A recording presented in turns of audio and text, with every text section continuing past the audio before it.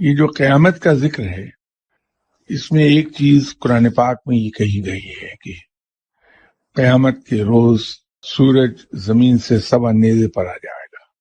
جب قیامت بپا ہوگی تو سائنس کے اینگل سے اگر ہم بات کریں تو زمین کی جو آربٹ پہ موومنٹ ہے اس میں خلل واقع ہو جائے گا اور زمین اس کشش کی بیلنس سے آؤٹ ہو جائے گی جس نے اسے ایک مقررہ جگہ پر قائم رکھا ہوا ہے۔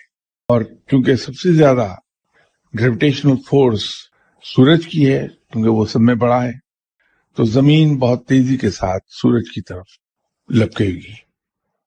تو وہ حدت کی وجہ سے سمندر بھی ابل پڑیں گے اور پہاڑ میلٹ ہو جائیں گے، اور چونکہ اسپن ہو رہی ہے زمین اپنے محور کے، تو وہ گالوں کی صورت میں اڑنے لگیں گے، سینٹریفیگل فورس اپلائی جب ہوگی اس میں۔ تو وہ قیامت کا جو ذکر ہے وہ 100% سائنس سے پروو ہو جاتا ہے۔ جو سائنس نے موجودہ ترقی کر لی ہے ریسنٹلی، اگر کہیں ہم اس پہ غور کر لیں تو ایک دم سے معاملہ سمجھ میں آ جائے گا سب کی۔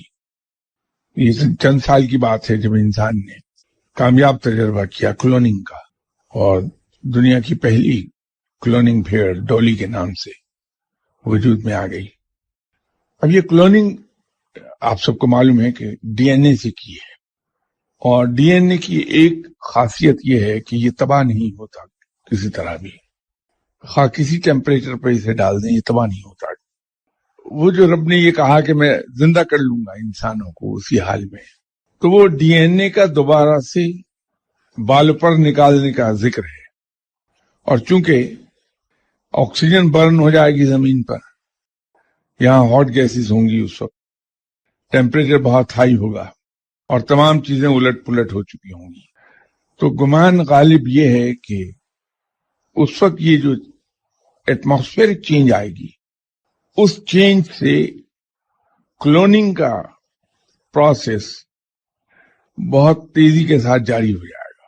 اور وہ مرحلہ جو سائنسدان 3 دن یا 4 دن میں طے کرتے ہیں، وہ 3 سیکنڈ 4 سیکنڈ میں طے ہو جائے گا۔ تو جواب یہ ہے کہ ڈی این اے تو ایک چاہیے، وہ جہاں ہے وہیں سے زندہ ہو جائے گا۔